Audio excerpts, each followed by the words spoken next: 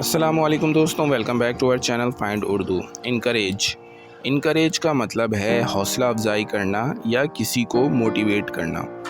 Encourage का मतलब है किसी शख्स को हिम्मत दिलाना या उसे इंस्पायर करना ताकि वो अपना काम बेहतरीन तरीके से कर सके।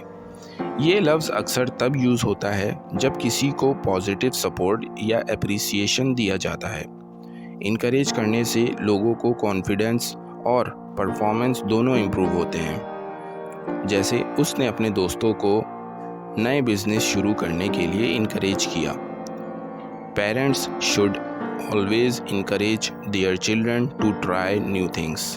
पेरेंट्स को हमेशा अपने बच्चों को नए काम करने के लिए हौसला देना चाहिए। तो दोस्तों, इनकरेज का मतलब है हौसला अफजाई करना और मोटिवेट करना। उम्मीद है अब आपको इनकरेज का मतलब समझ में आ गया होगा। मिलते हैं नेक्स्ट वीडियो में। शुक्रिया।